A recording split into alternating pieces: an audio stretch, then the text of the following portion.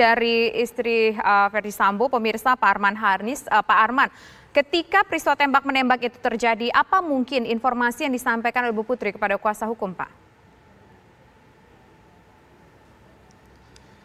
Peristiwa tembak-tembakan itu disampaikan kepada kami bahwa klien kami pada saat itu di dalam kamar dengan sangat ketakutan, dan setelah itu waktu ketakutan itu klien kami berteriak minta tolong, dan setelah itu menelpon Pak Verdi Sambo ya. Kedengaran nggak Pak tembak-tembakannya atau ngelihat nggak tembak-tembakannya Pak? Melihat sudah pasti tidak, karena kan posisi klien kami di dalam kamar dan ketakutan, sangat ketakutan, dan suara tembakan didengar. Berapa kali suara tembakannya terdengarkah Pak? Apakah durasinya cukup lama saling tembak-tembakannya Pak? Durasinya saya tidak menanyakan lagi, karena kan klien saya masih sangat terguncang sampai hari ini. Sampai semalam juga saya melihat kondisinya masih sangat terguncang.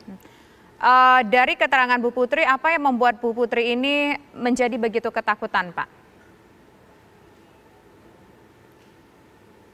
Ya, artinya ya disinilah yang harus kita sampaikan, bahwa ketakutan yang dialami atau trauma yang dialami oleh klien kami adalah adanya dugaan atau tindakan percobaan atau pelecehan yang dilakukan oleh Brigadir J ini.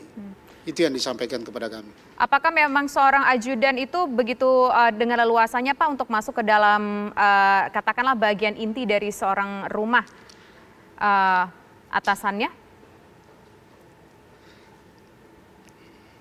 Ya, itu kalau saya tanyakan kembali ya, bahwa itu pikiran kita semua. Pikiran kita semua kan bahwa kita ini pikiran normal ya, bahwa ada seorang ajudan berani masuk ke ruangan pimpinannya.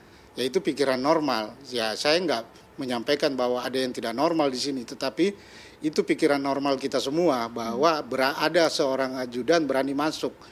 Ya, silahkan tanya kepada ahlinya lah, kenapa ada ajudan yang berani masuk dan melecehkan pimpinannya. Apakah setiap mungkin orang yang bekerja di rumah itu bebas untuk katakanlah berjalan, berkeliaran di dalam rumah Pak dengan leluasa tanpa ada rasa sungkan ataupun rasa segan Pak? Apakah memang itu sebuah kebiasaan atau bagaimana Pak? Setahu saya itu kan di rumah singgah ya, atau bukan di rumah kediaman klien saya. Artinya apakah ada orang bisa masuk ke dalam atau berkeliaran, ya pada saat itu ya selama ini yang saya tahu ya perlakuan yang dilakukan oleh atau perlakuan klien kami terhadap yang bekerja sama dia itu ya itu diperlakukan sama. Oke, dianggap baik. semua adalah saudara keluarga. Oke. Itu yang saya ketahui. Oke, baik. Nanti perbincangan masih akan kita lanjutkan ya usai jeda berikut. Pemirsa, kami kembali sesaat lagi.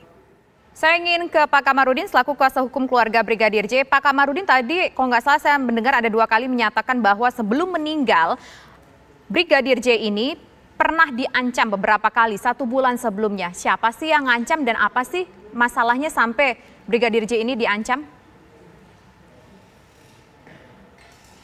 Yang mengancam di bulan Juni itu skuad lama.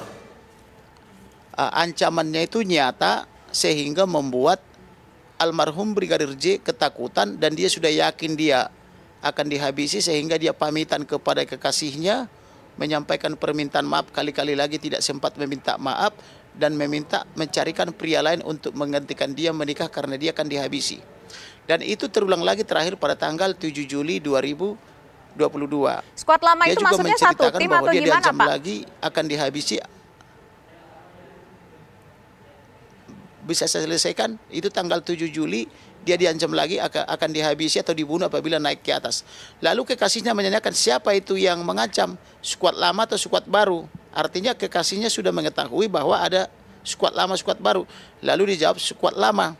Dan ketika dia mengadu kepada kekasihnya, ada 3 orang nyinyir skuad lama yang menertawakan dia mengadu kepada kekasihnya. Itu posisinya di Magelang. Makanya saya katakan perluas lokus deliktinya mulai dari Gelang sampai ke ke Jakarta. Demikian juga tempus deliktinya antara jam 10.58 sampai dengan jam 17 karena jam 17 ditemukan mayat di Jakarta kan begitu oleh Kapolres Jakarta Selatan. Tetapi saya menolak apabila dikatakan Ibu Putri terguncang. Kalau dia terguncang, bagaimana itu pengacaranya bisa mengancam-ngancam saya tiap hari dengan mengatakan akan mengultimatum, akan mempidanakan atas nama kliennya. Lah katanya kliennya lagi terguncang, lagi shock, lagi stres, lagi ngapain itu di kamar. Tapi kok tiap hari pengacaranya mengeluarkan pengancaman. Saya tidak takut diancam. Sebelum saya kita mendengar pendapat itu, Tuhan, kita kemudian, ingin tahu Pak. Saya juga mempertanyakan mengenai peluru. Sebentar Mbak, sebentar. Saya juga mempertanyakan peluru, apakah sekarang Polri sudah punya peluru yang bisa mutar balik? Orang menembak dari depan kok pelurunya mutar balik karena kepala bagian belakang tembus ke hidung. Sejak kapan Polri punya peluru kendali? Itu harus dipahami juga gitu loh. Ya. Pak, begini, tadi Bapak bilang diancam oleh skuad lama. Motifnya apa skuad lama menurut keterangan dari kekasih korban dan dari keterangan yang Bapak punya melakukan pengancaman terhadap Brigadir J? Motifnya apa?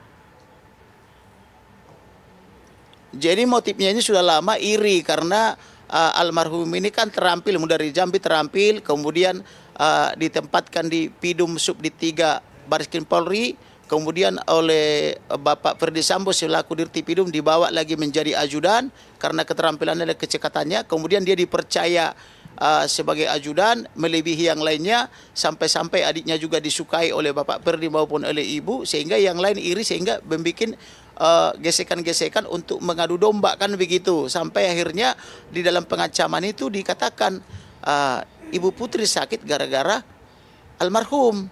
Nah itu penjelasannya kepada kekasihnya, tetapi sakit apa kita belum tahu. Nah itu makanya saya sebutkan kepada kepada penyidik utama Barreskrim Polri, tolong diselidiki sakit apa. Kemudian apabila naik kemana, naik ke atas mana maksudnya, apakah naik dari tangga ke atas, kita kan belum tahu sampai sekarang. Tapi yang jelas ancaman itu apabila naik ke atas akan dibunuh, dan benar beberapa jam kemudian dia dibunuh. Nah naik ke atas ini apa? Itulah tugas penyidik.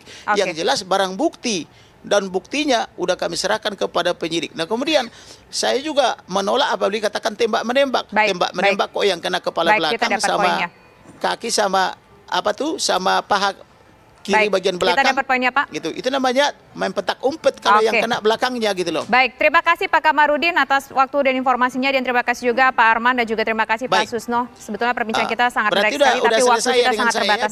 Baik, terima kasih Pak Kamarudin.